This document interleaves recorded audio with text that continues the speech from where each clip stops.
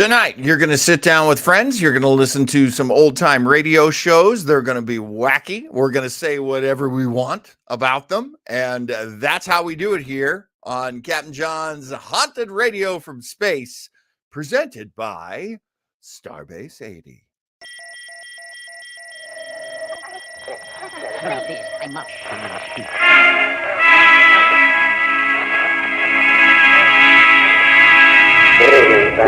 Good evening, friends.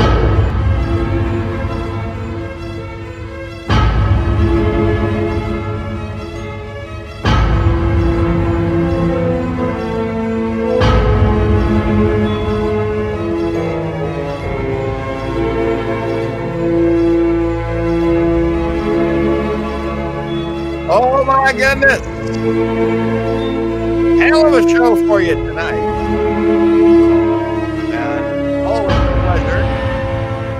Here with you. As you know, I have been in this play. I'm at the Santa Paula Theater Center in beautiful Santa Paula, California, where I am one of many actors in oh God, what do we call it again? Murder on the Orient Express. I am exhausted.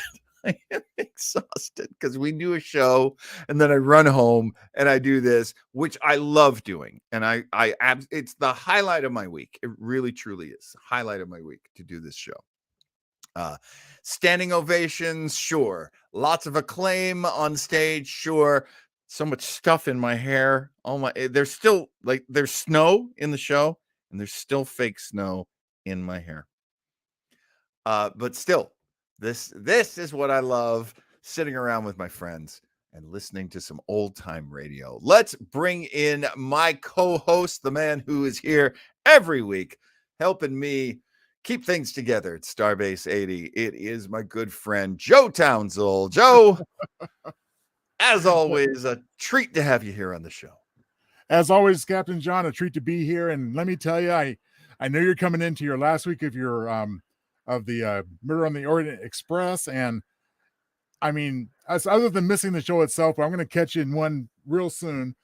I am going to miss the stylish hairstyle and beard trimming that we have every week right now.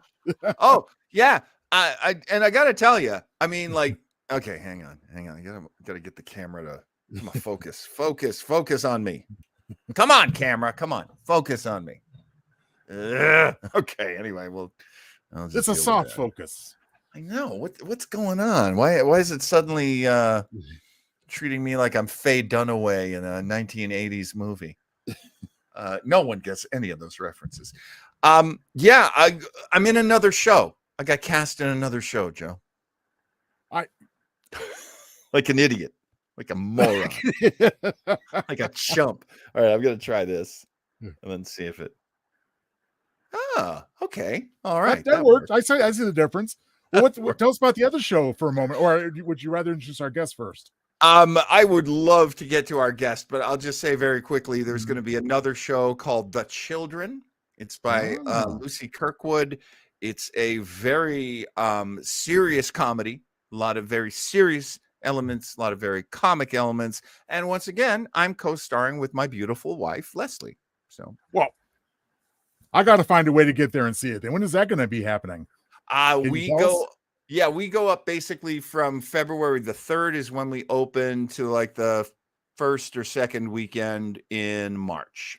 So very much a 2023, but we're rehearsing tomorrow night and I'm already too tired. I can start early. Well, maybe I'll give myself a birthday present and come see you sometime in March. Hey man. I'll take care of you. You come on out here, pal. All right. Ventura County loves me. I can take care of you. All right, let's get to our guest because we have had so many great guests on the show. And a lot of times I've had two criteria, and this man fits them perfectly. I have to know you, and you have to make me laugh. And this guy does both so well. I know him so well. And he makes me laugh constantly. It is my thrill. It is my absolute honor to present to you, Mr. Townsell, and to the folks at home, my friend, Ajay Graham. Hey, how's it going, John? I appreciate that beautiful intro. Hey, Gladys. absolutely, Thank you. absolutely, man. We've been friends for a long time. I like to describe AJ Graham as a warrior poet because right. he's both. Oh, He's both. I've enjoyed his poetry. I've also enjoyed his warrior side because Alonzo Jules, as you see his handle on Yes. screen there, I wrestled him back in the day. And let me be really specific. I didn't wrestle you, AJ. Mega American wrestled you. Mega American. That's right. That's right. Mega American was my masked gimmick. It was my superhero Captain America gimmick. And you were not okay, Alonzo Jules. Alonzo Jules was not from America, was he, AJ? No, I was from Sierra Leone. That was where I was billed from. And your entrance music was Diamonds and Pearls by Prince. No. I'm telling you. And the crowd didn't get behind me, which was really funny. And then they didn't get behind AJ, but they got behind the third guy. And he came out doing a very luchador, very Mexican wrestler gimmick. And we were in... I was coming out and I was chanting USA, and I was like the bad guy because it was a lucha show. USA. And the guy we were wrestling, AJ, do you remember? He comes out and he's like, East LA, East LA. I thought the match was just you and me. I thought it was just like, we're gonna go ahead and you get a squash match, and it was just like that might have been the first time. That might have been the first time we wrestled, but we did a three-way at one point, three-way dance. Somebody did chant East. I do remember the East LA part though. And I can't remember what that dude's name was, but it wasn't great. No, no. Not memorable. This guy, memorable. That other guy, no. Well, maybe he's watching and he'll send us a comment. Yeah, maybe he will. Don't. Don't, Eddie. Don't. Yeah, I'll blow his name right on the air. I don't care. I don't think he even wrestles anymore. And I've also done stand-up with AJ as well. So we share many interests and many talents and many things that we have a lot of fun doing. Your set that night was so hilarious. Oh, that is so kind of you, man. So he gets on stage and he takes a deep breath and he goes through this poem like super duper fast. And he pulls out a stopwatch. Time. Beat my record, and just walks off stage. I wanted to do this whole thing about like how I don't understand poetry, and so my bit was I can do poetry faster than anyone, which no one asks for. It was great. Yeah, thank you, Very, thank you. very You brought a great a number of people. You brought an awesome crowd. I had an entourage. Yeah, you did. A lot of beautiful women in that entourage. I'm gonna get some laughs. Yeah, you did. I love that we went out afterwards too, and it was just like so much fun. It was just a great night. Yeah, it was great time. Okay, here we go, gentlemen. I'm just gonna grab the reins on this show and just get this show started. And AJ, do you have much experience at all with old time radio? Have you ever listened to old time radio at all? My experience with old time radio pretty much goes to whatever Conan O'Brien ever talking about it. So it's very, very limited. I know about World of Worlds. Yeah. Back in the day, I remember that. Yeah, we listen to that. No, I don't. I'm pretty much a rookie with it. I love it. I love it. The more raw the reaction, the better the show is. That's really how I see it. Oh, I totally agree, because I was right there, like as I said before the show, week one, and I've become a devout fan ever since. And it's funny too, because some of the episodes have just been me and Joe, And so we've been able to do these deep dives in some of these shows, and some of them are really quite good. I'm not even sure I would have enjoyed them as much on my own as I did when it was us listening to them.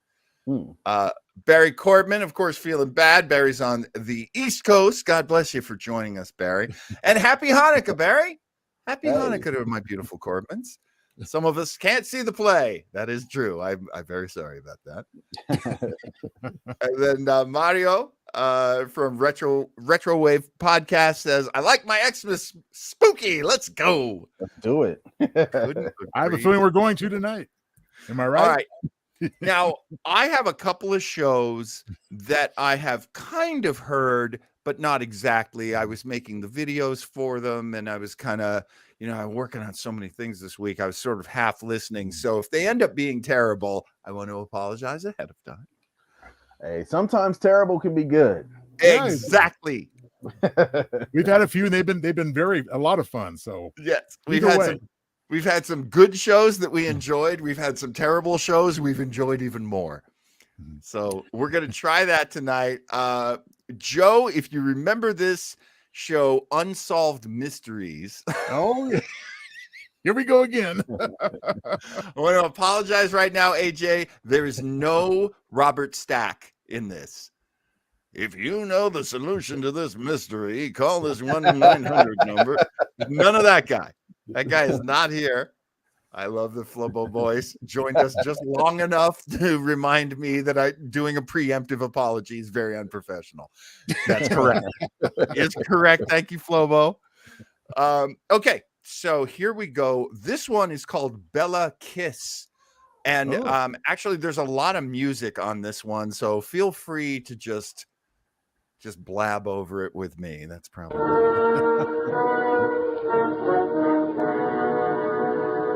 Robert Stack. Unsolved Mysteries. Kind of love the music on this one too. Look, a little flute there. Yeah. I got a wind section. Yeah. Now these long musical interludes are usually. Hang on. Out of deference to persons who may still be living, character names in some of these true unsolved mysteries have been changed. The moving finger writes, and having writ moves on, nor all thy piety nor wit can lure it back to cancel half a line, nor all thy tears wash out a word of it. In all the history of crime and criminals, the truth of that quotation was never better proved than in the amazing case of Bela Kiss, the mystery man of Europe. Bela Kiss. Of course, before Gene Simmons and before that kid, Bela Kiss. Right, so hang on, let me turn this down just a little. Right, so these long musical interludes are usually because this is a syndicated show on a record. And the records last a long time. That's why we're able to even hear this. This is from 1936, this episode. So it was like the vaudevillain era? Yes. I mean, we're talking about way back. And usually what would happen during this long musical interlude they would do a local commercial. I was going to say, would it allow for localized overlays and things like that? Absolutely. So, Old Man McGinty's Penny Candy and Fish Bait present to you Unsolved Mysteries. And honestly, I don't even know which one this is. I'm sorry, Joe? No, I was going to say, I've always been amused by like the that year era's 1914. The scene is the office of the chief of police in Budapest. The chief is seated behind his desk, while in the doorway stands a woman. Her face is white. Terror stares from her eyes, and her hands tremble as she tears her tiny handkerchief to pieces. But, Chief, you must believe me. Your assistant does not. But I tell you, someone will be killed if you do not listen to what I have to say. Now, sit down, my child. Calm yourself. Are you ready to listen to your story? Last night I went to the theater. I sat next to a gentleman. He looked like a gentleman. We spoke about the program, you understand? I understand. And having spoken to him of the program, he suggested you have supper? Yes, we went for a drive in his motor car. And he asked you how you'd like to visit his home? Yes, sir, but how... How do I know? It's always the same story. Of how much money did he rob you? Money, sir, I had no money. He did not rob me. He tried to kill me. It was horrible. I nearly died of fright. No. Complete the story. I went to his home, a castle it was. He asked if I would like to have my fortune told. I said yes. He told me to gaze in the crystal globe. But first he gave me some pale yellow wine to drink. Yeah, go on. Some pale yellow rum to drink, I think she said. Pale yellow rum. Ugh. I don't want to think what that might be, but That don't sound like rum. Oh my God! Is it But rum I tell you, like, it kills me. I always see the pair like somebody sounds like an old coot with somebody. A woman sounds like a Betty Boop. Oh, she does. She does sound Betty Boopy. Oh, see, now I have that mental picture. Thank you, Joe Townsend. You're very welcome, Captain. It's a very sexy mental picture I have. I felt my senses slipping away from me. I was staring hard in the crystal. A shadow, I know not what, made me glance in the mirror. I saw him. He stood behind me, his eyes glaring, green they were, eyes of fire, his face almost black. And in his hand he held a piece of green silk cord. It was looped, then had a slip knot. He was going to slip it over my head. Yes, and then? Then I fainted. The next thing I knew, I was lying among the shrubbery in Erskadot Park. Very well. We will look into the matter. You do not believe me, do you? Oh, I would not say that. No, Sorry. Someday you will regret. Goodbye. 3 weeks later, a wealthy society woman tells a similar story to the Budapest chief of police. 4 weeks later, another. In each instance, the description given by the women of the castle, of the fiend who drugged them, is the same. The World War breaks out, and the police department is disrupted. But the citizens of Vienna and Budapest are terrified at the alarming number of missing women. On farms, in gardens, behind hedges, in abandoned buildings, bodies in various stages of decomposition are found, and all are bodies of women. The chief is frantic, and with a woman assistant and 2 detectives scouring the countryside in search of a building that will answer the description of the castle, he meets a government official. Well, Chief, what are you doing out here? Seeing the country? Well, what are you doing here? The government has ordered the seizure of all gasoline for the war, you see. I'm detailed to this district. I'm in a few minutes going to that castle upon the hill. Oh, the castle? May we go with you? Certainly, it will be a pleasure. Oh, this is Herr Hartmann. He is the gentleman who told us there's gasoline stored at the castle. But get into the car. We should be off. Oh, yes, indeed. I am Some stories you hear around here. It's a pleasant day. Let's go look for some dead women's bodies. Come on, it will be fun. I guess they didn't really have anything to do in the 30s, really. What's on the radio? Oh, only unsolved mysteries. Let's go find a dead woman. Well, John, I'm glad you paused because I'm not an actor. You know, I think I have some level of articulation and so forth. But You do. Are these dialects even remotely authentic? No, not Okay, at I want all. to make sure. It's transatlantic.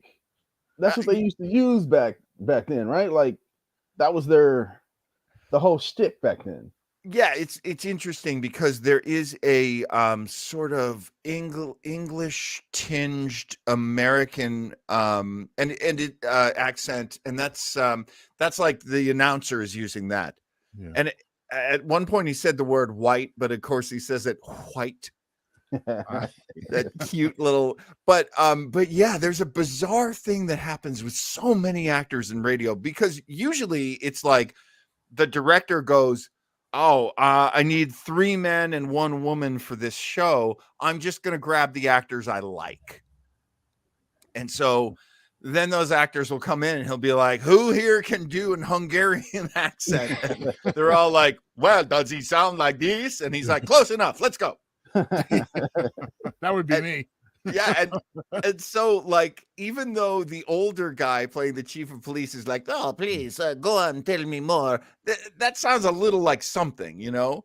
But the girl, she don't know what she say. I just keep hearing Peter Sellers in the Pink Panther movies. Yeah. Right. No, there's a weird thing because a lot of times a Spanish accent will come out and they'll be like, oh, you are from Transylvania. It's like, if we hear that accent, you know, where we live in this country, we're just like, that's just a girl from the neighborhood. Yeah. Like, you know, people have that accent. It's very exotic in the 30s. All right, here we go back. So they're heading to the castle because they think they might find the serial killer Bela Kiss. All right. It's an unusual country. You know, there is a tragic story behind that castle. Yes? Indeed, yeah. Bela Kiss, he owned the castle. It's a very beautiful wife. They were so happy. Everybody in the village was happy in their love. But alas, Yeah, what? she disappeared. Poor Bela Kiss was desolate. She had run away with a younger man. It was terrible. What did he look like, this Bela Kiss? He was a handsome man, tall, elegant, thin-faced, I would say, and black-haired, high cheekbones. Ah, it's the same man. It's the description given by these different women, all right. You're looking for him. Yeah, we certainly are. But go on. What is the finish to the story? An old woman went to do the cleaning at the castle. Bela Kiss told her she must not go into a certain room. Regular Bluebeard story. But the old woman, like all old women, was inquisitive. She looked. And saw what? 5 big vats. We have good reason to believe these vats contain gasoline. Oh, but here we are at the place. We'll soon know for certain.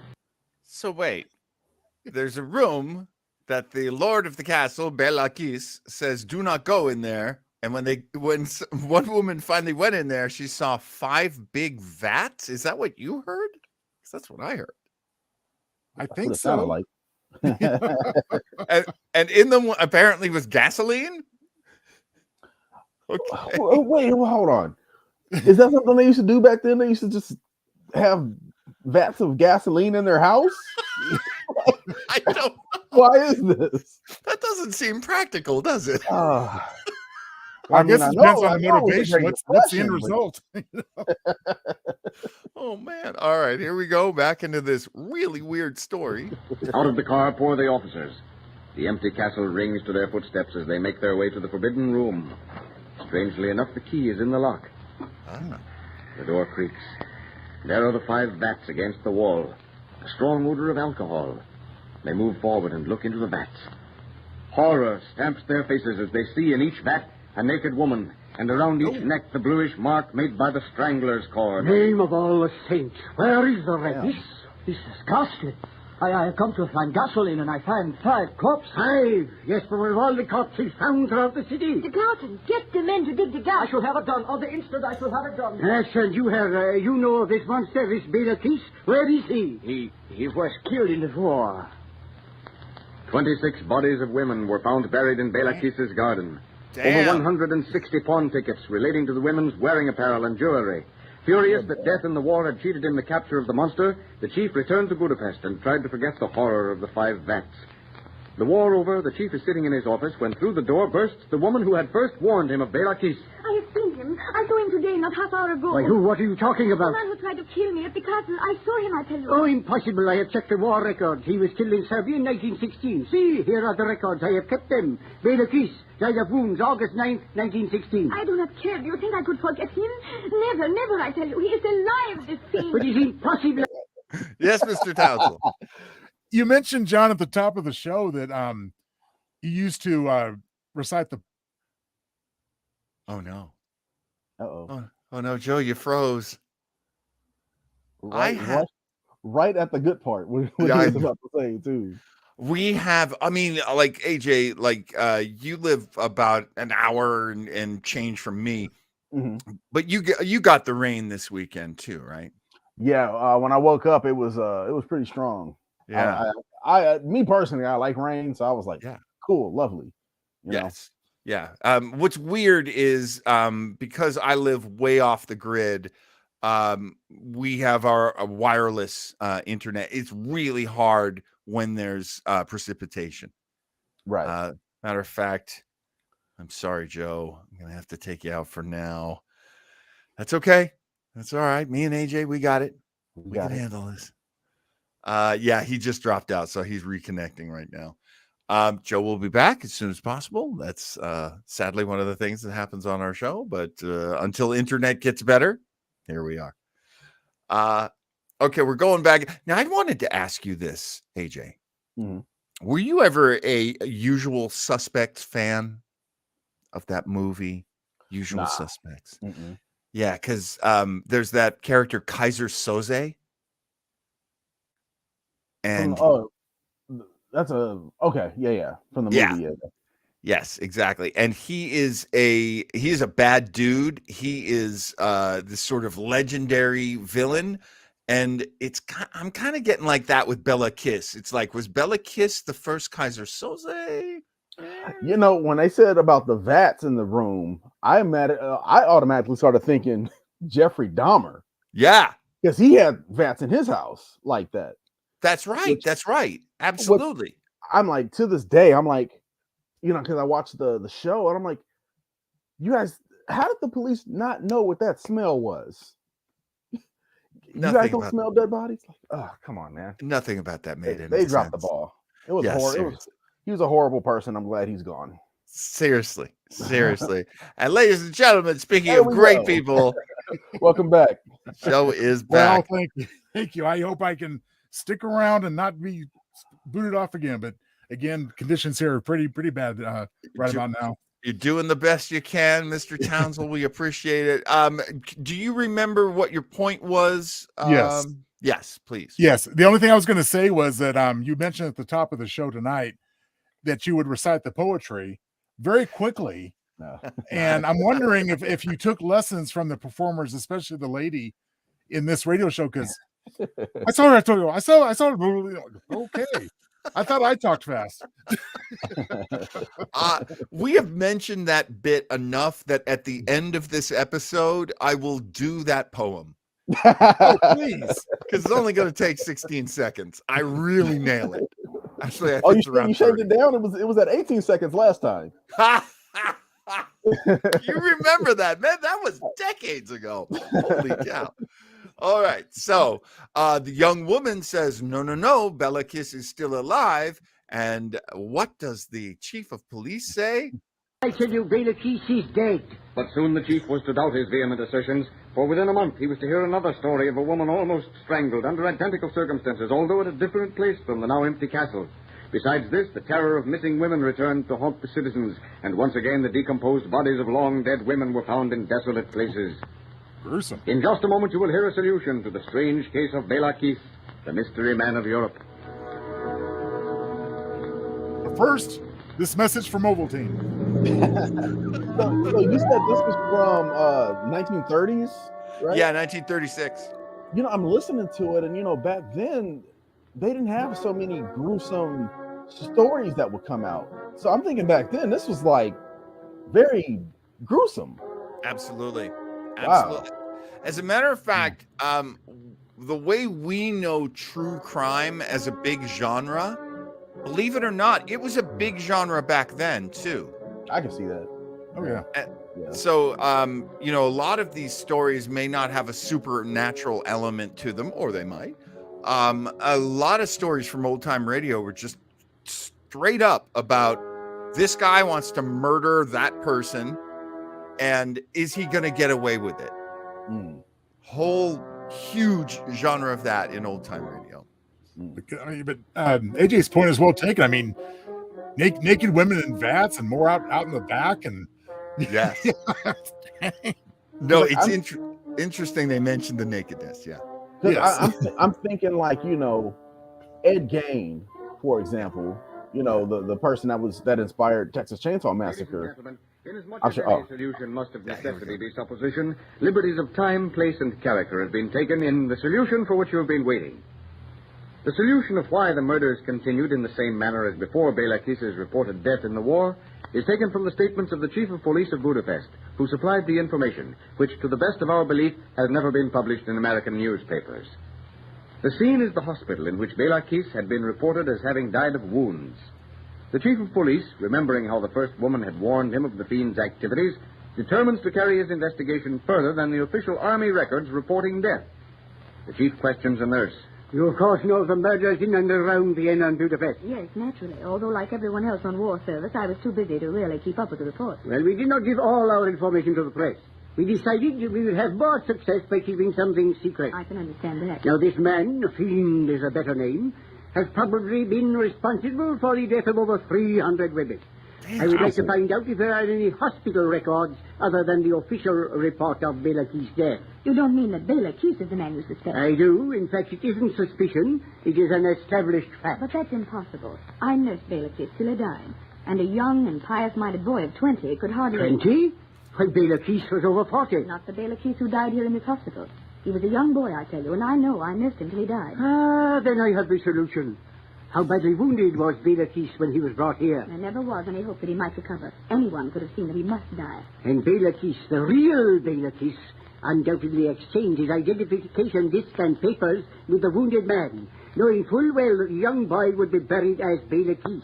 And he, the monstrous wretch, free to pursue his murderous career unhindered. But I'll get him. I'll get him. Back to Budapest races the chief. For 4 days, he works feverishly, taking no one into his confidence, but ordering his men to stand by. One night, to a house on the outskirts of town, drive 2 police cars filled with officers. The chief leads the way from the back of the house to one of the upper rooms. Now, listen, you men.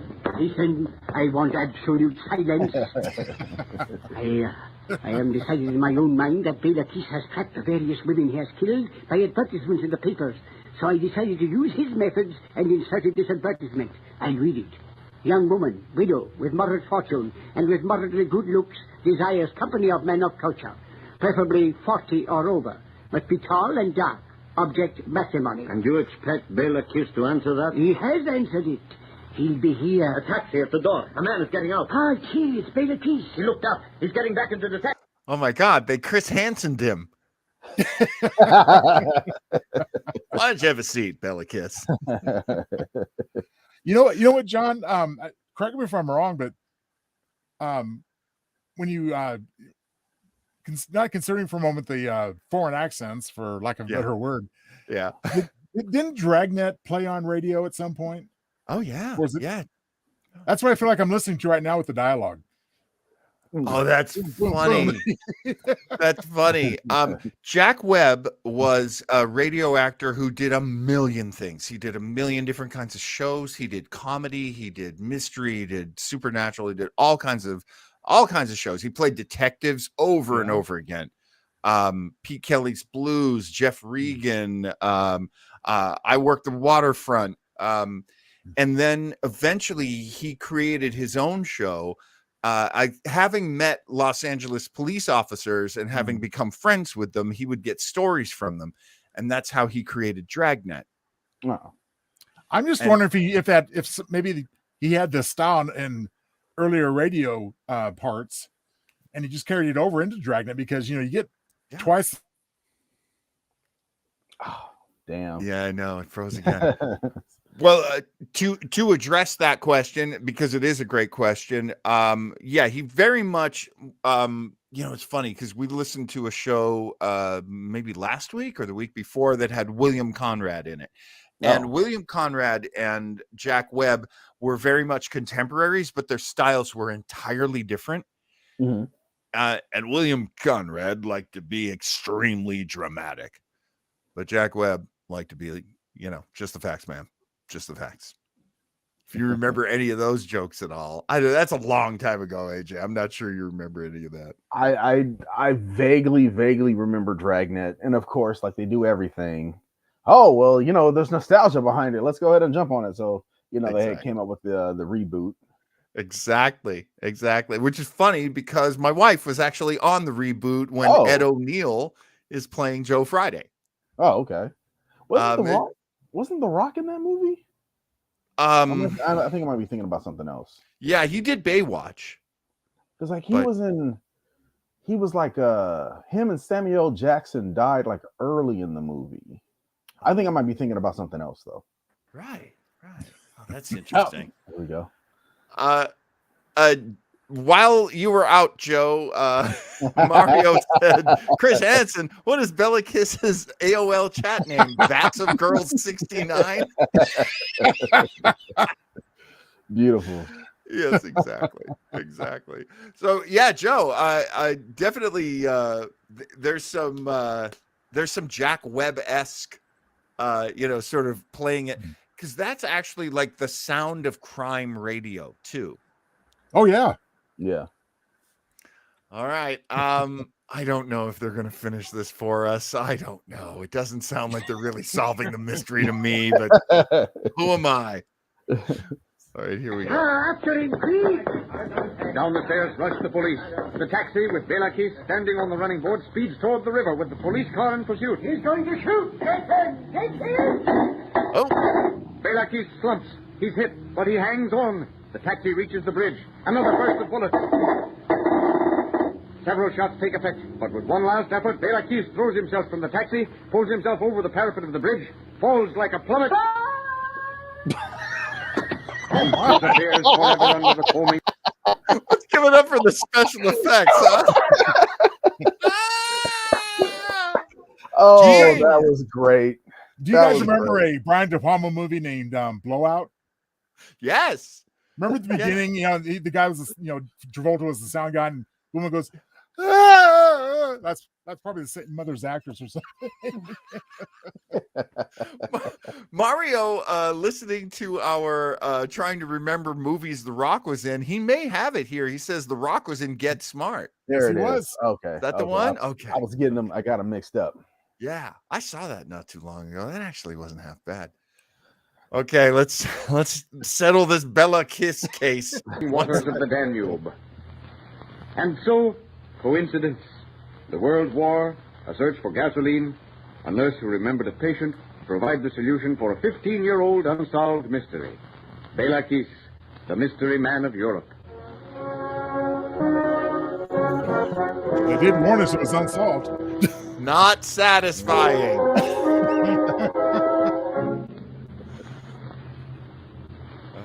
Unsolved mysteries. You're a 15-minute long show, Unsolved Mysteries. That's why we keep playing you. We have 7 minutes of unsolved mystery and 8 minutes of music overlay. That's true.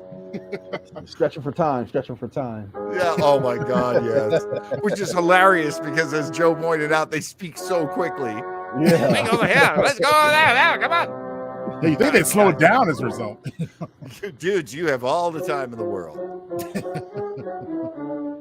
Oh, it's gonna take forever. I have another show, and so usually we like to do a little, a little tiny show, a little appetizer, and then we get to the main meal. And this one, I don't know if Flobo is still with us, but we tried to pre-record a show earlier this week, me, Joe, and Flobo. And all right, so that was Bella Kiss from Unsolved Mysteries. We were going to do an episode of The Shadow, which I don't know if you know that one, AJ. That's kind of a famous old-time radio show, but again, it played from the 30s to the late 50s. Oh, okay. It was very popular, but I'm not even sure your mom would know. And I love his mom. I'm not talking shit. I love his mom. My mom was born. My mom was born in *65. There you go. His mom is. She's younger than me. So that's great. Yeah. Yes, Yeah. she's literally younger than me. She's lovely. She's lovely, Joe. Thank You have no thank idea. His mom's a lovely lady and raising 2 very good men. All right, let's get to this other one. AJ, I think you're gonna like this one based on the premise, but mostly based on the title. Okay. The premise is the Shadow was technically Batman before there was Batman. All right. All right. He has slightly supernatural powers in that he can cloud men's minds so they cannot see him. That's a different kind of superpower, though. That I've never heard of that one. I mean, isn't it cool? Because it's like my one power is I can make you not know where I am. So what are you going to do to me? Come on. That's pretty good. Because I mean, you got the tropes. You got superpower, super strength. You can fly, Right. stuff like that. But I've never heard I'm gonna mess with your awareness. Yes. Like that. Yeah. Yes. Ah. And the great thing about it is the Shadow was technically created for a show that was going to be an anthology show, and every week he was going to introduce this week's story. Oh, hello, everyone. I'm the Shadow. And this week we have a story of a man who thought he could get away with murder. And then he was such a popular character. People actually were like, hey, why doesn't he have his own magazine? And the company that was publishing weekly, it was Detective Weekly, was the magazine that he was, the host of the anthology radio show. They were like, okay. And they started cranking out the Shadow magazine. And then they made a Shadow radio show after that. So he's one of America's first superheroes with superpowers. It eventually sort of settled down to a little more like a detective show where he can, throw on the bat costume and terrorize the villains. A little more like that. Okay. But still very much in that superhero genre. So, yeah. This is, and as Mario points out, yes, they made a movie of The Shadow starring Alec Baldwin. And honestly, I don't hate that movie. I've watched it a few times. It could have been better. It could have been so much better. And I am a big fan of The Shadow. So the other reason why I think you're going to like this, AJ, is the title of this episode. This is a Christmas episode of a horror detective story. And the title is The Stockings Were Hung. Brilliant. Now, Jonathan, at the risk of being a total jackass here, are we going to hear the whole story this time? Yes, we're going to hear the whole story this time. I double checked, I quadruple checked, I triple checked. And may I add your introduction by I've always wanted to do this. I didn't think of it the other day on our first attempt, but AJ, here's the tagline.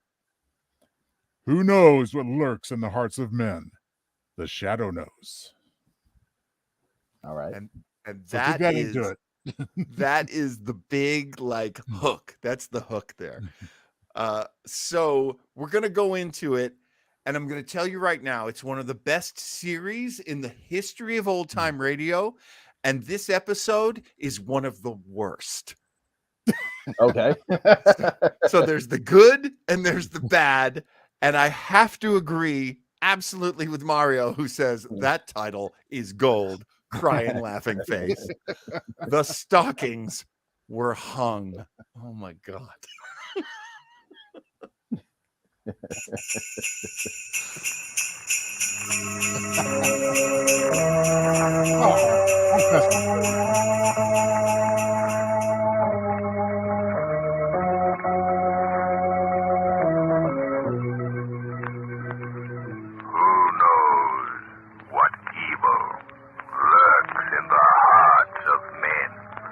Didn't get it quite right.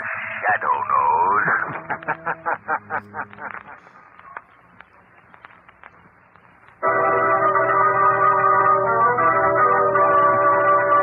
I kind of love The Shadow, mysterious character. I kind of love how the really cheap Unsolved Mysteries has better music than the highly regarded Shadow, which has one organ player. Parties, I guess. The Shadow, mysterious character who aids the forces of law and order, is in reality Lamont Cranston, wealthy young man about town. The Shadow uses his hypnotic power to cloud men's minds so that they cannot see him. Cranston's friend and companion, the lovely Margot Lane, is the only person who knows to whom the unseen voice of the Shadow belongs. Today's story, The Stockings Were Hung.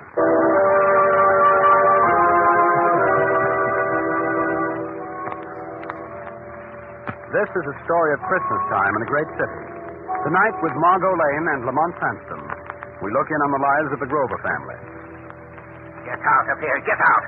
You'll not get a cent of pay from me, Mr. Grover. Simon Jordan, you know my wife's dead and I have 2 children. And it's Christmas. I've got Get to. out. Get out before I... So that's the plot. Simon Jordan is being really mean to the Grover family, and you know my wife's dead, and I have 2 children. Give me my money. No, you get out. Okay, so we're all up to speed. It's Christmas time in a great city. As our scene opens, we find Margot and Lamont coming down on the elevator from Margot's apartment. Well, here's where we get out, Margot. Where now? Over to the club, Lamont, to pick up a Christmas basket of food to deliver. Good. Oh, look, Lamont, it's snowing. What do you think of that? I want to stop the corner and see my friend Spike. Spike? Yes, Spike Grover. He's a newsboy. I always sign my papers for him. There's Spike on the corner. Busy little man, isn't he? I always give him $5 for Christmas. In spite of all you've said about organized charity, giving one isolated newsboy $5. Oh, but Lamont, this is different. I should say it is different. It isn't even Spike. Paper, mister? Paper? Yes, the young lady would like a paper to cover her new hat. If you can call that Christmas tree ornament a hat. Where's Spike? Damn.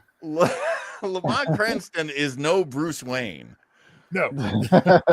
He's a wealthy young man about town, but he's petty. I'm going to make fun of your hat, Margot. Hey, $5 too back then. That's a lot of money. That was. See? It's a big PO at the end of the year. Hey, Grover. Spike's got family trouble. He's a pal of mine, Spike is. Tells me everything. He knows I can keep a secret. Family trouble? Well, it's very confidential. You see, Spike and his sister Jane, you see, they haven't got any mother. They only got a father. And you see, I don't tell anybody, but Spike's grandfather owned a Grover Importing Company. Wait a minute. You're way ahead of me. Now, look. Spike's grandfather owned a Grover Importing business, and Spike's name is Grover. So Spike and his father should own the Grover Importing business. And, well, it seems there's a fellow named Jordan worked for Spike's grandfather. And the way I figure it, this fellow Jordan put the snatch on the whole business. Did what? Lady, you wouldn't understand. I was just telling this gentleman here, as far as I can figure, this old miser named Jordan steals the whole business right out from under Spike's father's nose. So a couple of days ago, Jordan fired Spike's father from his own business, mind you. Ain't that awful? But where's Spike? And where's his father? Lady, if I knew that, I'd tell Spike. Well, where does he live? He lives in the old house down on South and 7th Street. What's your name, son? They call me Gabby. But you know, I could never figure out why. No? Well, Gabby, here's a Christmas present for you. Oh, thanks. Gee, thanks, mister. Merry Christmas, Gabby. And the same to you, lady. Bye. Well, you go over to your club and pick up the Christmas basket, Margot. I think I'll go down and see Spike and family. I'll pick you up at the club, Margot. Moving about town with the finest organ music. A cab? You 1939. want a cab, mister? You want a cab? Yes. Take me to South and 7th Street, please. South and 7th Street, yeah, South and 7th. Thanks. That's a ticket. By the way, I want to stop at a pet shop on the way. Do you know a good one nearby? Well, I don't know where that is. There's one. Oh, yeah, I do know where there's one on the next block, that is. Well, that's where we're going then. Oh, driver. Are you busy tonight? Yeah, I gotta drive this cab. Ain't it awful, ain't it? That's what I mean. That's what I... Now you've got me doing it. Doing what? Hiring the cab for tonight. You mean it? Sure. Gee, Santa Claus. I didn't know you without them whiskers. That's a joke. Hey, there's a pet shop, mister. There it is. Well, that's fine. Thanks. What's your name? Louis. Well, come on, Louis. Let's buy a pup. Buy a pup, huh? Buy a pup, oh boy. Hey, the red one in the window? Sold, Louis, sold. Oh, that's They're buying a red puppy? What are they buying? Clifford? A red pup? Red? Okay. All right. AJ, what do you think of our colorful characters in the major U.S. city? They didn't name the city. It's funny because I automatically just assumed Chicago. I don't know why. I just put Chicago. I'm just always drawn to this era's accents. Yeah. This oh my mother this and my mother this. They're like, you know, they're saying that like Right. it's always His great. father, his mother, Yeah. his daughter. I'm also reminded of the character in Goodfellas, Tommy Two Times. Yeah, that's a ticket. That's a ticket. I gotta go get the papers. Get the papers. I know, and it's just so like patronizing. I find this. Yeah, I wouldn't tell nobody nothing. My name's Gabby, but I don't know why. Okay, so the Simpsons draw a lot from this. They drew like early on. They drew a lot from this. They This is did. their- They yeah. did. I'll never forget. There's the episode where, and it's really early in The Simpsons, where Homer brings Bart to the bar, and Bart gets up on the pool table and sings "Teddy Bear's Picnic." That's the day the teddy bears have their picnic. Like, cut to Mo, and he's a regular pip. He is. But you're right. Yeah, a lot of comedy like recognizes this kind of like, oh, I'm just a newsboy on the street. Like that's my big frame of reference with this type of entertainment. Yes. You know. Yes. Hey, you Well, can do and worse. AJ makes a good point when he notices that the unnamed city, because I know that there are certain, like any DC Comics characters, you know, that's where the fictionalized cities came from, Metropolis, Gotham, and what have you. Yeah. Of course, Marvel later on used real cities, New York and etc. Yes. But there was also a whole different breed, like the Shadow, with just no name at all, no reference point other than just some of the dialect, so you can pick your own location, like AJ did with Chicago. Yeah. Right. Yeah. And I imagine that's exactly what it was about. You know, they didn't want people to go, oh, it's about New York. Well, I don't live in New York, so why would I listen to this? Right. All right, here we go. Cute pup, that's a cute pup, all right. How much is the red setup up in the window? Oh, that's a very fine animal. $35. Fine, wrap it up. How much is Wrap that? it up. Put it in a cardboard carton with some holes in it. We'll take it with us. Somebody get the dog drunk so he'll be laying still and we can actually wrap him up. Wrap them up. Ah, very good. $35. Why, that's a mere pittance. Wrap him up. Very good, sir. Now, Louis, you'll take the pup in front, see? It's a surprise for a young lady we'll pick up later.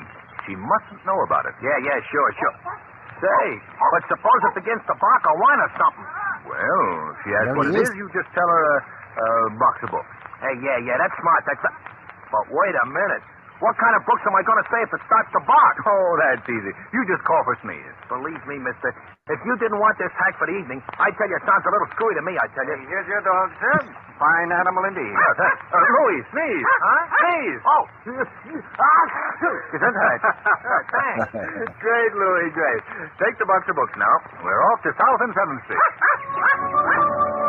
Terrible name for a dog, box of books. That's what they name. But I missed it. They call the dog box of books. No, but they're. Oh. Mother would be very mad if I didn't make these cookies just perfect for Daddy. Let me see. Here it is. Mother's recipe for Christmas cookies. 1 1/4 cups of flour. I got that. 1 1/2 teaspoons vanilla. Maybe nobody would notice if there's no vanilla in them.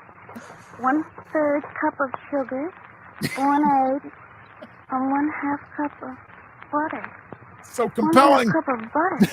I haven't even got half a cup of butter. I need some butter. Oh, I wanted so much to surprise Daddy. Well, that's no way to feel on Christmas Eve. What's the matter, Jamie? I haven't got hardly any butter. Well, we'll take care of that in a minute, Jamie. But I came here looking for your brother Kingsley. But Okay, so that's Lamont. He just walks into the house, starts calling the girl by her name. I wasn't under the impression he'd ever met her before. Nor was I. Oh, I guess he yeah. can cloud girls' minds too, huh? Just walk into strangers' homes and ask them what's wrong. Okay, It was a different time. It was a different. Much different. I don't know where my brother is because he's looking for my father. And I don't know where my father is. Daddy hasn't been home for 2 whole days. Oh, easy, Jamie. Well, Kingsley says Daddy will be home for Christmas. I'm sure he will. But now Kingsley's gone. I haven't any butter, and Mother always makes such good Christmas cookies. Well, now look, Jamie. I think this will give you all the butter you want and anything else you might need for your Christmas cookies. Oh, it's $5. You can't expect me to find your father and King. Yes, Joe. Oh, okay. I'm going to go out on a limb here, and if the hate mail comes, please direct it solely at me. But okay, the obviously adult actress playing the little girl, Yeah. I'm just here. All I'm hearing is innuendo. Where's my brother? Where's my daddy? So what is going on here?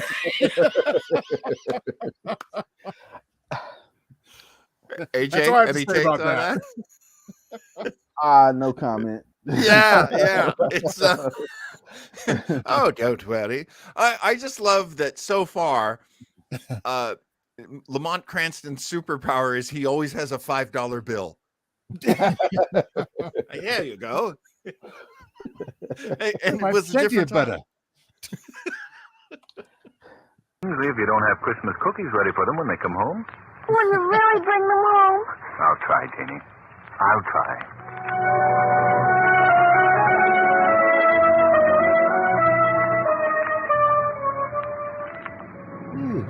Hey, is this where we picked the young lady up? Yes, Louie, and don't forget, that's a box of books you have in front and not a dog. And don't forget, if he barks, you sneeze. Okay. Well, there's Miss Lane now. Oh, Margot. Yeah, this is how they did comedy in the 30s. No, Lamont. I just piled the snow on my best hat so I look like the spirit of Christmas. Oh, the sunshine. Did you deliver your last basket? Yes. What's that package you have in front, driver? Oh, I got it. Yes, a box of books. I got a box of books. Oh. Well, I thought you'd never get here. South and 7th Street, Louie. That's Spike's house, Margot.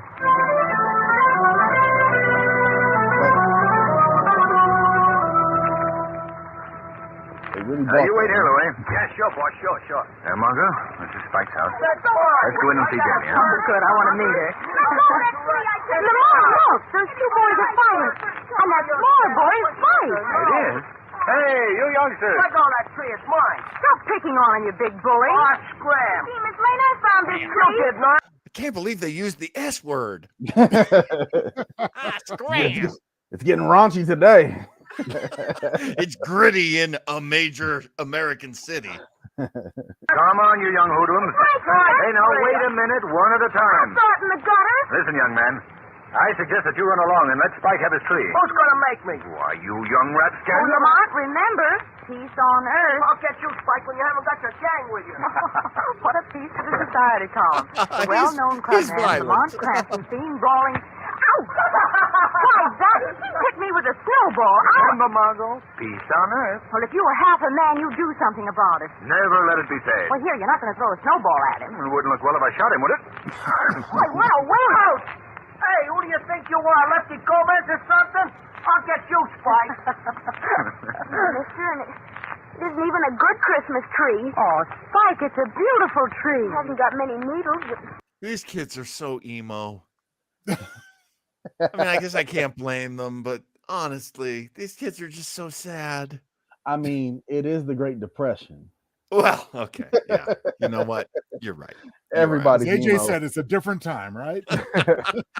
It is a Great Depression. It's not a medium. It's not a light depression. This is a true depression. You're right. But it's funny because you say that like, oh, these kids are so emo. But if you look through the years, kids haven't changed. Kids are always the same. That's true. That's true. They're always such babies. I love Mario's question or point. I hope they poked some holes in that box of books. Well, I mean, they wrapped them up, so I hope so.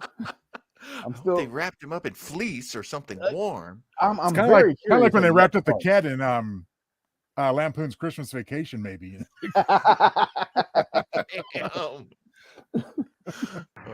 gotta have a Christmas tree when you got a girl in the house. You're right, Kingsley.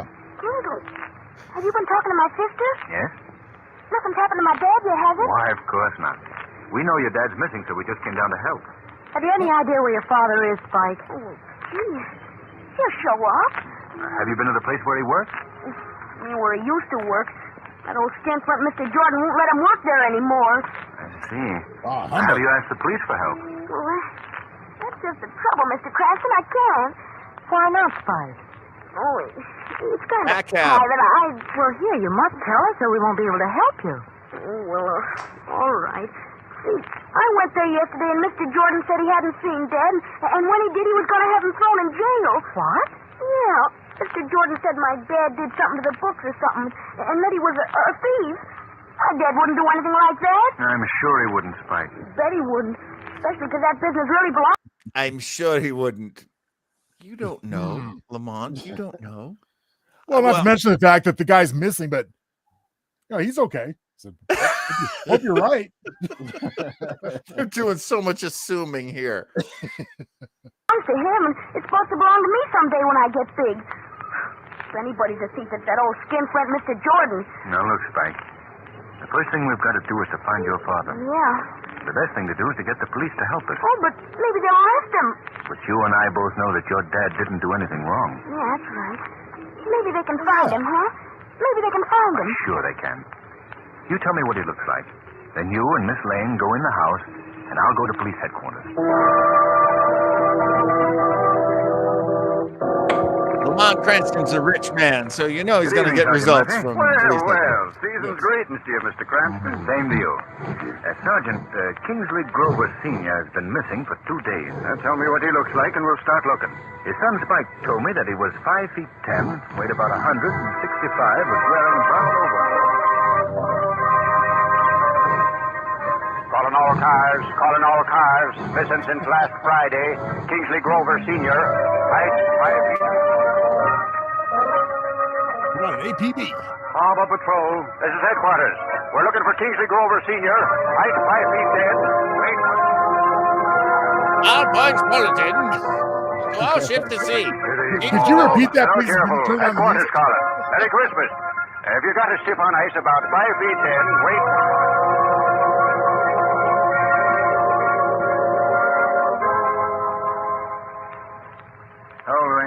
Hello, Mr. Cranston. Did you find out anything about Spike's old man at police headquarters? No, not yet.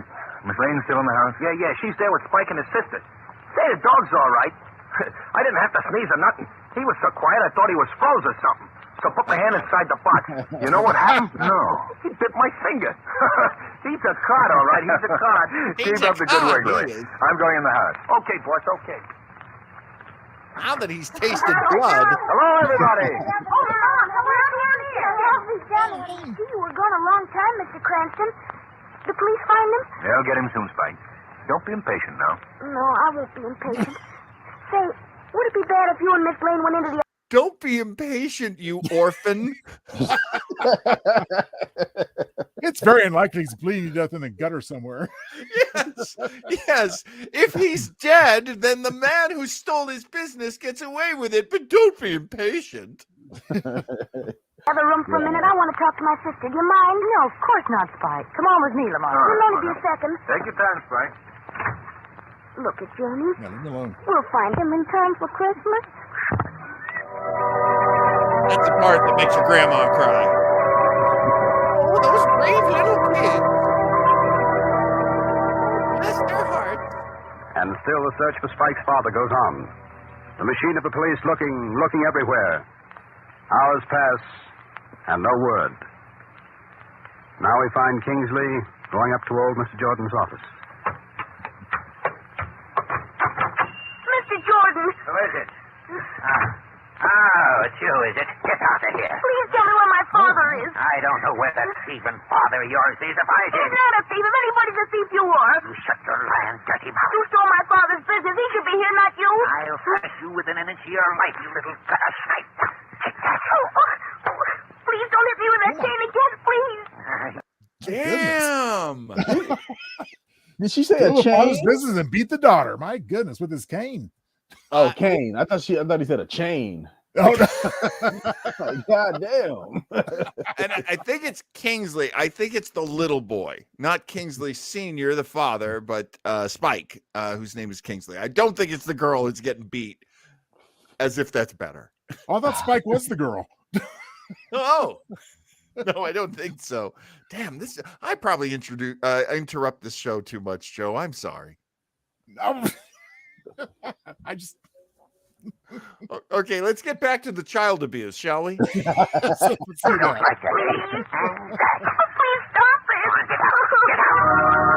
Damn.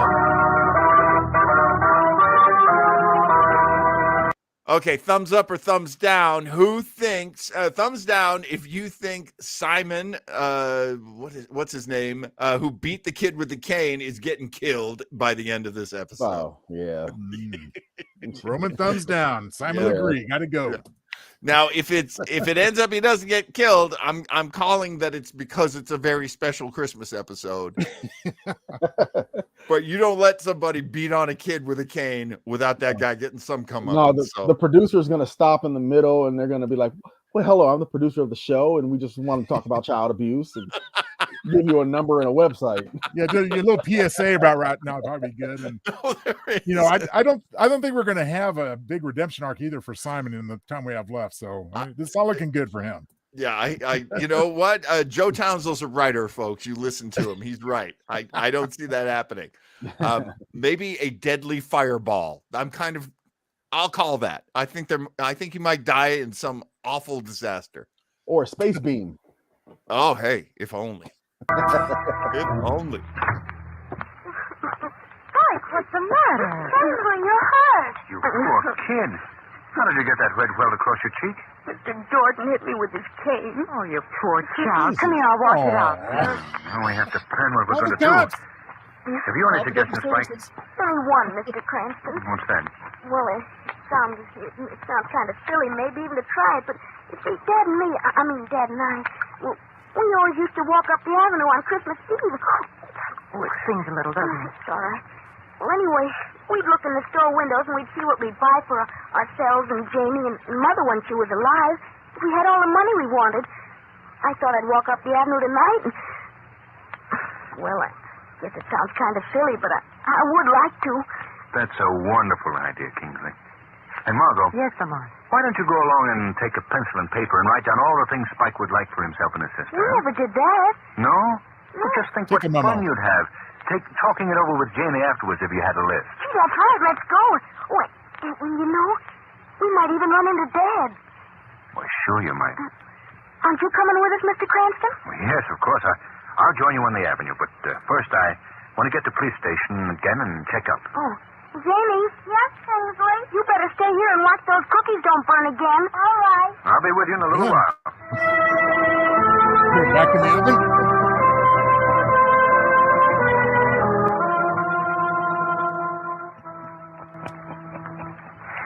Well, I guess I can close the books for tonight. I've had a good year. Who's there? No one. Here it comes. I guess I'll give myself a Christmas present of a new latch for the door. That Grover brat must have left it open. He's too smart, that boy. You don't have to worry about any Grovers ever again, Simon Jordan. Uh-oh. Simon Jordan. That's going to look fine in new gilt letters on the door. Instead of Grover's Important Company. You're pretty slick, Simon Jordan. These books are fixed so cleverly that even the Supreme Court couldn't tell that Simon Jordan didn't own this company. Hey, what was that? Who said that? No one said anything, Simon Jordan. I was just enjoying your joke with you. Where are you? I can hear your voice. Of course you can hear my voice, Simon Jordan. But you can't see me. I'm in the shadows. The shadows of your mind. Go away. Go away from me. I thought you might be lonely. No, I'm not going. Wait. I came to ask you about the Grovers. Hey? What do you know about the Grovers? Enough, Simon Jordan. Enough to know that your altered books would not fool the Supreme Court. Hey? You're not a spirit, are you? In a sense, yes. I try to represent the spirit of honesty and justice.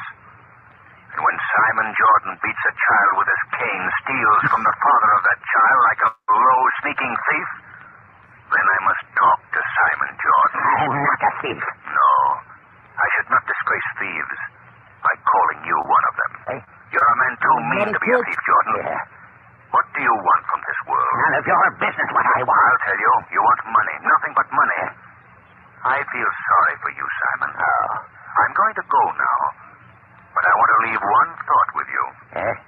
You're an old man. You don't have much longer to live. What? All your life's work is your money. It's rather an empty victory, isn't it? You're alone in the world.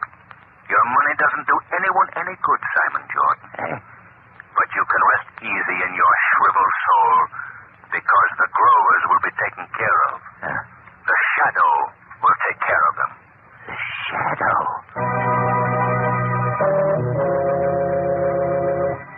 Not any real revenge there, but it is a Nah. Christmas story. I don't know. Well, unless he dies in the next 2 minutes or something.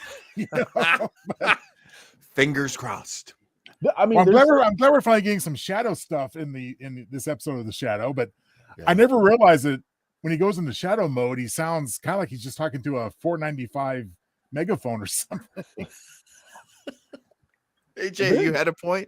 There's still a chance for a redemption because this is reminding me of the story, Ebenezer Scrooge a little bit. Exactly. Christmas Carol going on. Yeah. So I'm thinking, oh, is he gonna like give his money away in the next scene? Maybe. I'd love to see him die a horrible death, but sure. Beating a child, I know this. If he would just say, if I had a dime for every time somebody, including myself, said Simon Jordan, he'd be a rich man anyway. Is it just me, or is Simon Jordan one of the worst villain names ever? Simon comes from Simon Legree, I would assume, but I don't know about Jordan. But Jordan, I guess I thought it was pretty good because they use it many times. They really love that name. They do. That's something that happens in radio all the time. That there's this. Joe Townsend, Ajay Graham. I'm so glad that you're here, and I have to tell you this, Ajay Graham, that Joe Townsend is a really terrific fella.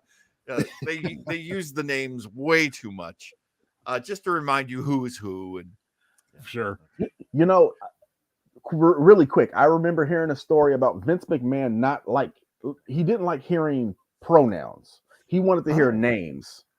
So if you're watching wrestling in another room and they're like, The Rock slammed Stone Cold, instead of he slammed him.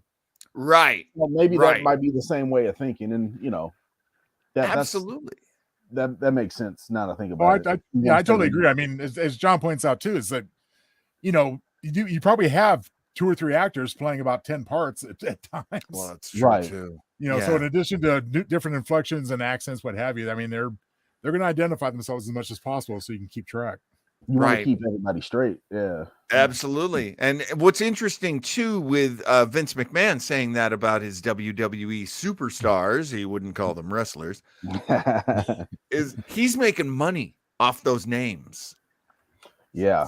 So the more you mention those names, the more the swag means, the more the merch means, because those names are so valuable.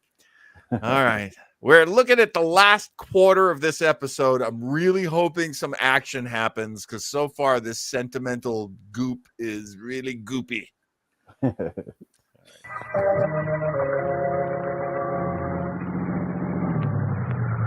Louis.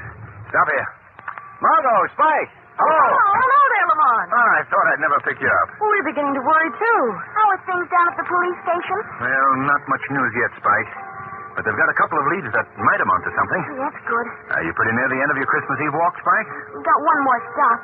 Pop and me always stopped in here at the cathedral, just to get out of the cold for a minute. You don't have to be afraid. They'll let you in. If you take it, they will, Spike. Up these steps. Lamont, I didn't know there were as many windows in town. I'm dead. I've got a list of presents as long as... Oh, there's your arm. Don't sweat, Miss Lane. I hope you've got a preferred list. Oh, I have. Here, in here. Why, the store's heavy. We can stand back here and listen. All right, Spike. Look, Lamont, that poor man over in the corner.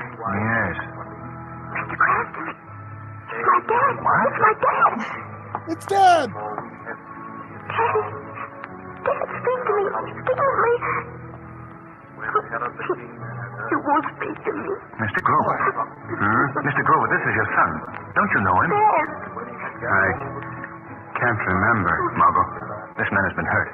Let's get him outside, Lamont. Do you remember your name, sir? Gee, there's something wrong with him. My name? You must try to remember. Truck. Skidding. Hit me.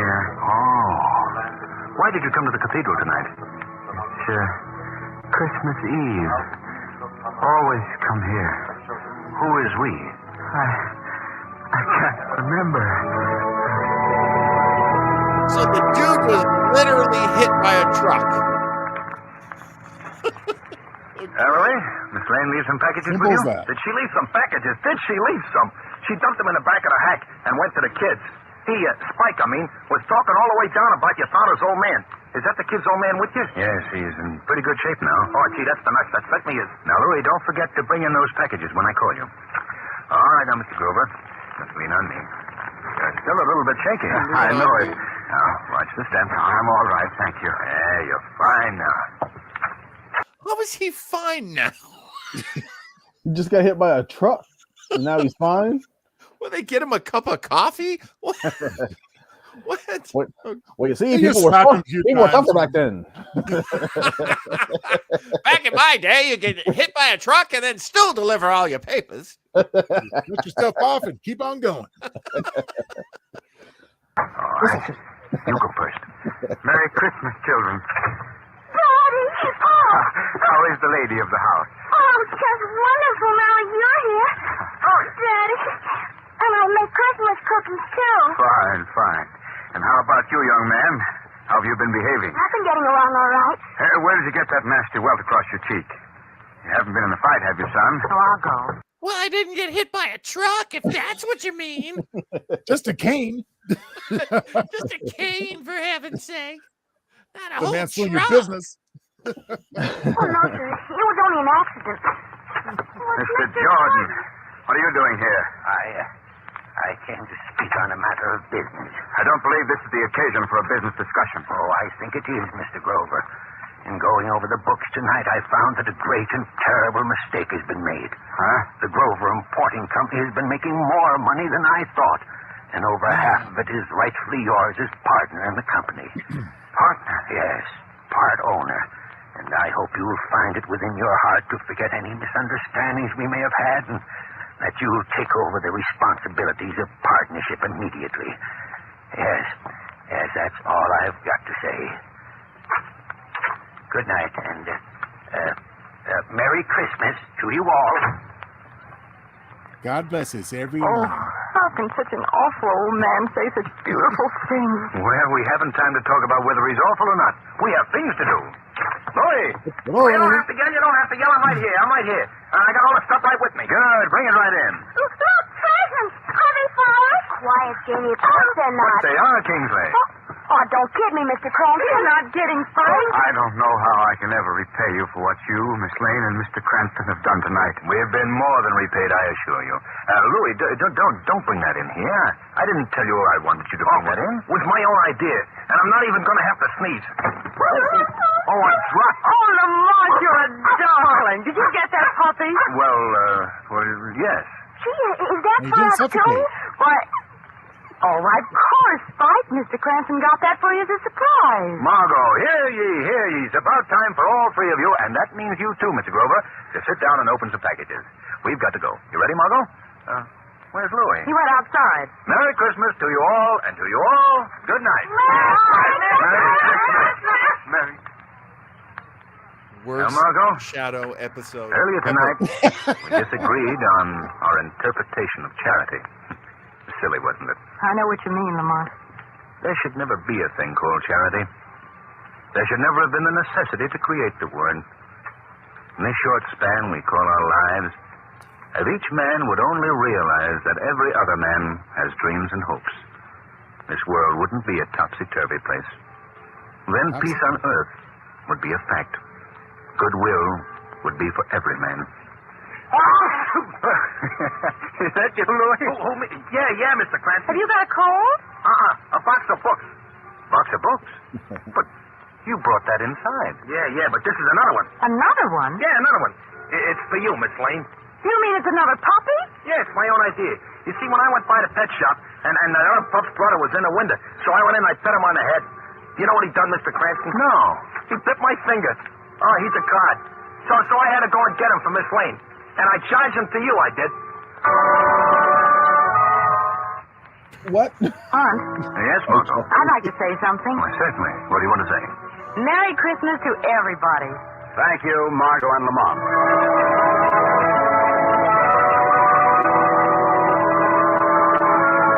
I give this. Today's program is based on a story copyrighted by the Shadow magazine. The characters, names, places, and plot are fictitious. Any similarity to persons living or dead is purely coincidental. The Shadow magazine is on sale at your local newsstand. The weed of crime bears bitter fruit. Crime does not pay. The shadow knows.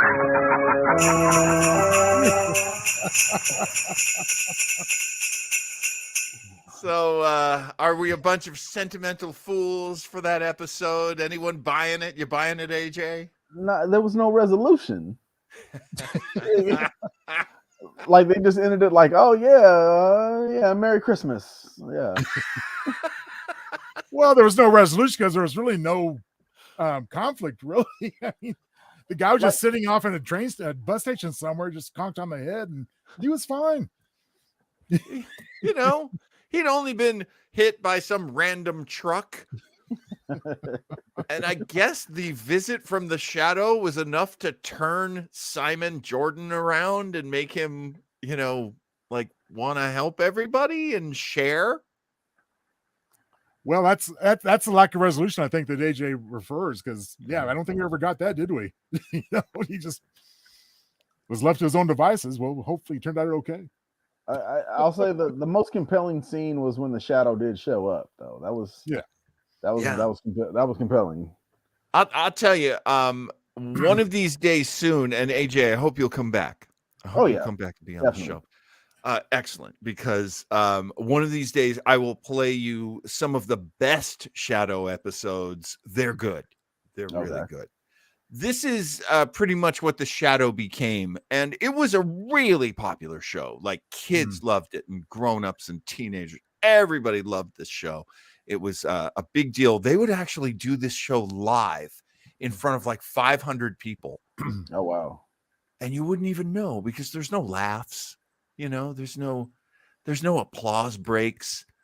But frequently on the old episodes, you can hear at the end, they're like, and that's it for, you know, Mutual Broadcasting, The Shadow. And then suddenly you hear 500 people applauding, like cheering, breathlessly silent the whole time because they loved the show so much. Well, I mean, I guess it stands to reason that you see this in more contemporary TV and so forth, that any show, any quality show even will go off the rails a little bit or go off its standard format to tell a Christmas story. Yeah. Or a special holiday story, what have you. And that's what we got here. But I do have one clarification I'd like to make and one speculation. Clarification being that, John, no, but by no means, sir, did you interrupt too many times? I think what happened was they told some young actor, some young man, to be Tiny Tim, basically, and I just mistook it for a girl. I did too. Well, Janie, I think, is the girl, but they're always saying these things to her, like, you know, I hope you don't burn those cookies again. Oh, quiet down, Jamie. It just reminds me so much of like Family Guy, where it's like, shut up, Meg. And my speculation is, and I'm sure that she was so moved by the events of this story that Miss Margot Lane immediately called up her sisters Lois and Lucy and told them all about it. Isn't that wild, though? It's wild that her last name is Lane, and then Lois Lane, and of course Lucy Lane, girlfriend of Jimmy Olsen, Superman's. Yes, sir. Now? That was typical. Yes. Now, well, it's got the metropolitan name, you know, i.e. Metropolis. So there you go. Yeah. AJ, I never asked you. I know you love the Marvel Cinematic Universe. Yes. I know you're a big fan of that. Did you ever see the what's his name? The director who did Zack Snyder, he did his own cut of the Justice League movie. Yes. Did you like that? Like, we never talked about that. Did you like that movie? I thought it was better than the original. It was a lot better than the original because they cut out a lot of big plot points. Yeah, they did. Especially having to do with Cyborg and his father, played by the wonderful Joe Morton, one of my favorite actors. Yeah, it was. I don't know. One of the things that they say they're going through now over at DC is they're going to try to lighten everything up, make it a little more like MCU, a little more funny, a little more charming. Yeah, you're shaking your head because you got to do your own thing. Yeah, it's bad enough that they tried to play catch up. Yeah. Marvel was a slow burn. They started in 2008. When Endgame hit, it was like, wow. They were like, okay, well, here's Superman, and here's Batman, and here's Wonder Woman, and now Justice League, and you guys like it, right? Like, give us as much money as Marvel now. It's right. like, nah, man. Right. No, I agree with AJ. I think that the Zack Snyder cut was definitely an improvement. And there's, as you both know, I mean, there's all kinds of wild stuff happening with DC right now with James Gunn. So we'll see how it all pans out over the next few years. Did either of you guys get a chance to watch Peacemaker with John Cena? I watched a little bit of it. Did you like it at all? Cena as an actor, I like him. I like him as an actor. Yeah, I think he's one of the better wrestlers turned actors. You know. Yeah. Piper was great. Hogan can't stop being Hogan. Right. But let me ask you this. Yeah. Now I'm gonna put you on the spot here, AJ. All right. I want you to rank Batista, Dwayne Johnson, and John Cena. I want you to rank them. Who's number 1? Who's number 2? Who's number 3? 3 being the not as good. 3, The Rock. Damn. Okay. Yeah. Hot take. 2, Cena. 1, Batista. I gotta agree with Batista at number 1. He is a powerhouse. Yeah, because he's gone out of his range. Yeah. Where Cena's just getting started, so give him a pass. But The Rock plays the same person in every movie. Interesting. I haven't yet seen Black Adam. Did you see that in theaters? I've gotten to the point where I've boycotted his movies. Hater. You troll. It's partially some wrestling fan in there because the last time he was at WWE, that last Raw, he was like, "And I'm here to stay," and that's the last time we seen him. He has not been back. I'm like, I can't with you, Dwayne. It just didn't make sense to him, I guess. Joe Townsend, you're wide open to all pop culture, so I never feel like bringing up anything in front of you as exclusionary or whatever. But I want to ask you, because you are friends with so many guys, me, AJ, Flobo, Mario, like so many guys who love wrestling, love superheroes, science fiction, horror. Those are things you love. Those are great, central themes in your work and in your life. What do you make of us guys who love wrestling and superheroes? Well, I mean, I'll repeat what I said. I think it was just last week or probably the week before. I can't remember if I said it with when Mario's our guest or one of the more recent ones. I'm sorry. Who did we meet just last week? Just last week was Mikey O'Shea. AJ.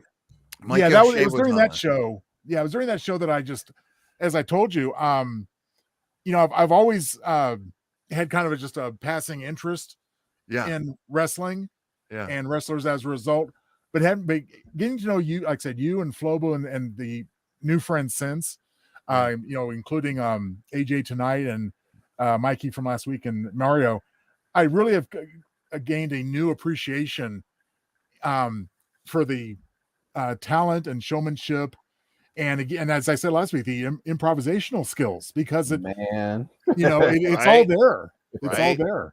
Yeah, and I think you guys are so talented as a result. So, and again, it's multiple layers, and I'm always going to appreciate that in anybody. Yeah, so, It's funny Kudos. because thank you. You know, when I was raised, and granted, my parents were like super Christian and super educated too. So you know, they were like, comic books weren't allowed in the house. You know, all superhero stuff was stupid, and I was stupid for liking it. I should read novels. Those are good. I mean, Joe writes novels. His are good. Oh, thank you so much. But my parents were such snobs, and even like science fiction as a genre, they were like, oh, please read Jules Verne, read H.G. Wells. That's good. You know, this Isaac Asimov. Who is this young punk? Like this Well, attitude that they have. To further illustrate and to further answer your question, you know, my aunt is not into the genres I write about. Yeah. She's told me more than once that if my name wasn't on the cover, she never picked the book up. But after she got into it, she read it. Now, this is not a commercial for me. What I'm getting at is that I won her over in a genre that doesn't interest her normally. And I think for all of us, that to the extent we can reach out and reach other people that may not like you guys have with me. I think it's a tremendous accomplishment. That's what we should continue to strive for artistically. Yeah.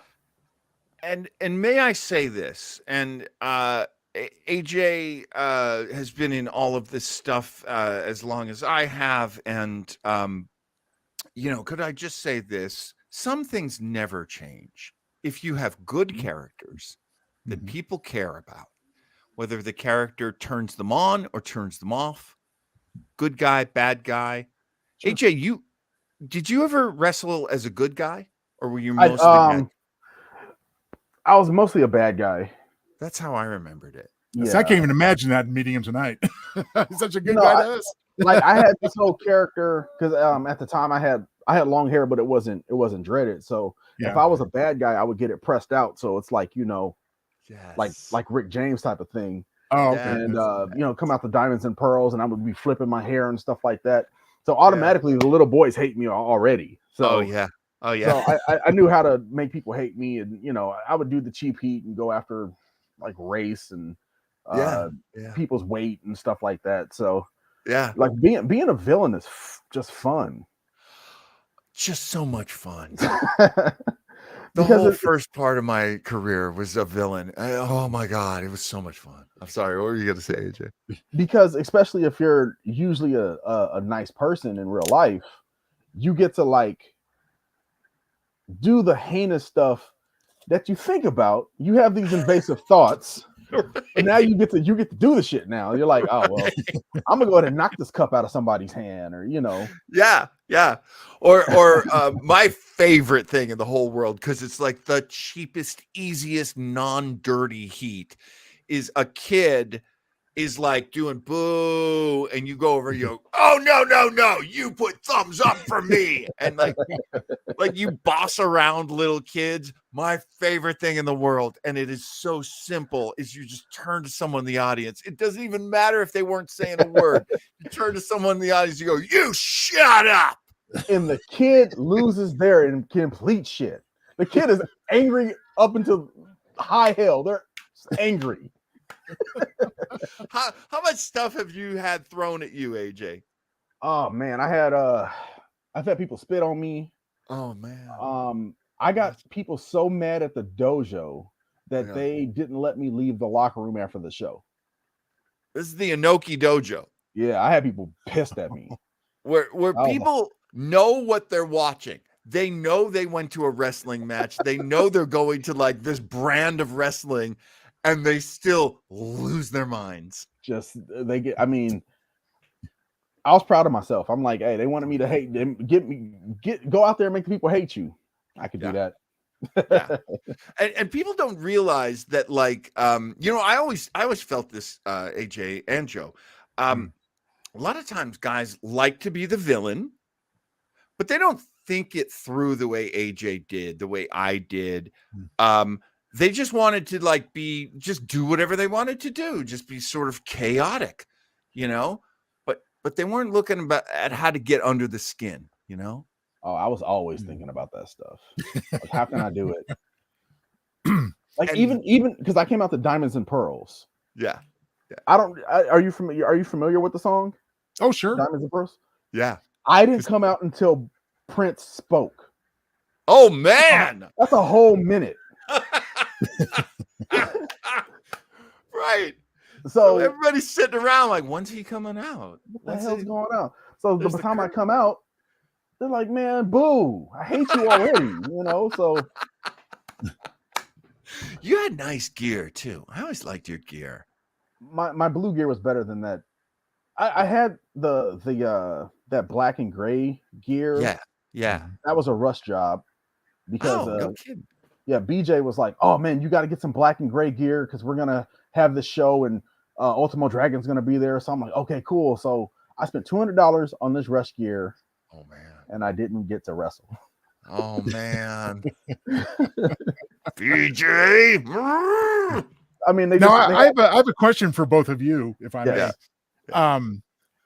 Just tell me, Joe, you totally missed the point, or Joe, you got it pretty close or somewhere in between. But okay, so going back to like Rocky 3, Hulk Hogan, Thunder Lips, taking on the boxer, the Ultimate Man, the ultimate meatball. I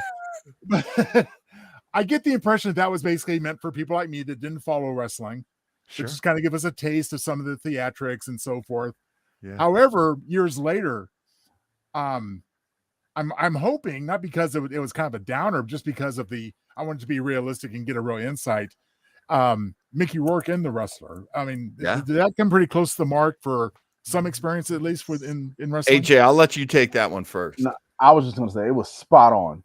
Everything that I seen backstage, I'm like, that's spot on.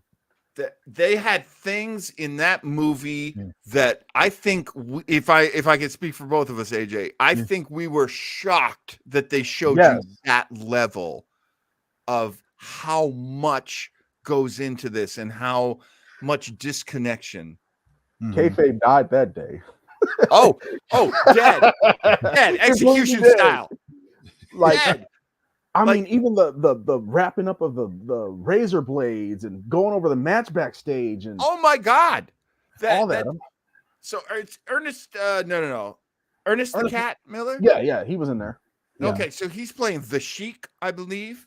Bob. Yeah. Oh yeah. And so Mickey Rourke's character is like, I gotta go talk to Bob. We gotta talk about our match. And he gets out there and he goes to, Ernest the Cat Miller was an actual wrestler. He was a great wrestler. He was also king of charisma. Tremendous. I say that while the Prince of Charisma is here on the show. Don't get me wrong. Planet Charisma is where Alonzo Jules was from sometimes, not just Sierra Leone. But he walks up to him and he goes, so how you want to do this match? And the other guy goes, how about you be the good guy and I be the bad guy? Walks away from it. And that is so real. You meet guys like that all the time. Well, I'm glad to hear that confirmation from both of you. Not because the Mickey Rourke character, it was a terrible, tragic ending for him. Just to know that I was seeing something that was legitimate and faithful to what actually happens. Even him having that last match, you see it nowadays. I mean, look at Flair. Yeah. I am 100%. I'm 100% convinced that he wanted to die in the ring that night. Absolutely. Yeah. Absolutely. It is. We are storytellers through our matches, through our personalities, and you want a story that's so big. The tragic deaths that have happened in wrestling, they're tragic. They break everyone's heart. Nobody wanted that to happen. Nobody wanted Owen Hart to die in the ring, or just coming to the ring. Right. Nobody wanted any of this. But there is something so self-destructive about so many wrestlers that they honestly can't have an end to their lives that's big enough unless something truly tragic happens. AJ. The Undertaker is a prime example of that. He kept having what you thought, like when he had that match with Roman Reigns at the end of WrestleMania, Yeah. it was a send off. He left his boots in the ring. He left his gear in the ring. We're like, okay, that match sucked, but we understand. Thank you, goodbye. Yeah. And then he came back. Yeah, we were like, please stop. But he finally got through straight serendipity, because it was during the pandemic. He had that boneyard match with AJ Styles, which was it wasn't a real wrestling match. It was a cinematic match. Yeah. But Joe, if you go watch it, you'll be like, this was art right here. It was cinema. Like, they had cuts and special effects, and it was very well done, and it was very befitting on that character to go out like that. Yeah. That there should be a cinematic end to that career. That made sense, because honestly, when the streak was broken with Brock Lesnar, and there was all kinds of reasons why it happened the way it did, but I remember, like, I was tweeting. I was like drinking, eating, tweeting, and all of a sudden the match is over and Undertaker got beat. What was his streak at that point? Do you remember, AJ? 21. Was it 21-1? Yeah, 21-1. And I remember me and my brother were watching it, and I was sick at the time. I had bronchitis. So my brother is like half-ass watching, and I'm like not falling asleep. Like, we just already had that gimme, like, oh, he's gonna go and beat Taker or Taker's gonna go beat him at Mania. You know, that's just what happens. So when they hit the 3, I shot up and we're like, wait, what? It was so quiet in that arena. It was. Side note. Yeah. I had planned to go to that WrestleMania, but I didn't do a good job of saving money, so I didn't go. I'm so glad I didn't go, because my friends would have blamed me for Taker losing. Oh. AJ, the one Mania you went to, and that ruined the streak. And I know your friends. Yeah, they would have done that. They would have blamed me. Yeah, they would have. In love. Of course, with love. Gentlemen, I'm going to call it. We are, look at us, an hour and 42 minutes. That's good. We're just having too much fun. But you know what, John? I'm gonna call you on something. Yes. Before you call it. Yeah. I was promised a poem before the end of the episode.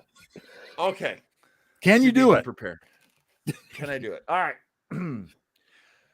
For some reason, and I have no idea why, I know the Robert Frost poem, "The Road Not Taken," really well. And we did. I was in a chorus. I was in high school chorus, and we sang an adaptation of the poem to music, and I think that's when I memorized it. Okay. Okay. Here we go. 2 roads diverged in a yellow wood, and sorry I could not travel both, and we born travelers so long. I stood and looked down one as far as I could to where it bent in the undergrowth, and looked in the other as just as fair, and having perhaps the better claim, because it was grassy and wanted wear, though as for that, the passing there had worn them really about the same. And both that morning equally lay, and leaves no step had trodden black. I took the first for another day, knowing how way leads on to way. I doubted if I should ever come back. I shall be telling this with a sigh someday, ages and ages hence. 2 roads diverge in a wood, and I took the one less traveled by, and that has made all the difference. Woo! Oh man, I am impressed. That one was a little fat. That was a little fat. I think I did 32 seconds on that one. Not my best time. The first time I heard him do it, he sounded like an auctioneer. Oh. I was like, just Bone. He went up there and sounded like Bone Thugs and Harmony. It was a good night. That was a good night. It was a fun night. Well, I just wasn't happy with the show ending at an hour and 42. I went in at an hour 42 and 20 seconds. So yeah, perfect. No, you got it. You got it. We're there. Hey, by all means, join us next week. We are on Sunday night, 7 p.m. here on the East Coast. Of course, 10 p.m. over on the, 10 p.m. on the East Coast. Here on the Best Coast, we're at 7 p.m. We always have great guests. AJ will be back on the show. I'm holding you to it, sir. I'll be back. Holding you to it, my friend. And Joe Townsend, let folks know what they can find over at joetownsend.com. Thank you, John. Well, over at joetownsend.com, over on Amazon and other book outlets across the internet, you will find my 4 books. You'll find on my YouTube channel, you'll find, of course, past broadcasts such as these to Rollick 2, and I hope you'll visit me at all the above. Bring the traffic, ladies and gentlemen. Bring Please. the traffic. And buy some Townsend books, because excellent Christmas gifts. Or, Thank you, or sir. Hanukkah or Kwanzaa. All occasions. AJ, is Kwanzaa a gift-giving holiday? It is, right? It is now. They tend to give like books. Like it's not much of like so uplifting, Kwanzaa. Educational. Yeah. Makes perfect I sense. found out recently when I went to Nigeria. Yeah. My friend asked her friend something about Kwanzaa, and he said, "What is Kwanzaa?" So Kwanzaa is an African American holiday. It's nothing to do with, well, at least Nigeria, at least. Right, So right. that It's was- not exactly that African. No, it was Or a shock. African. Yeah. You know. Hey, lots of culture here in the United States, you know, and Yeah. it deserves all the love and respect we can give it. So thanks for being with us. And I was going to hit this button. There it goes. Thanks so much for being with us. AJ, just the best, man. So good to talk to you after so long. Can't wait to do it again. Joe Townsend, you're the best damn co-host in the history of co-hosts. Thank you so much. And Brett, that will do it for us. Join us next week, 10 p.m. East Coast, 7 p.m. West Coast. Pre-recorded show. Christmas show as well. It's going to be a good one. Oh my God, we haven't recorded it yet, have we, Joe? No, we got to get on that. No, we got to get on that. All right. Hey, thanks for watching. Good night, everybody. Nice.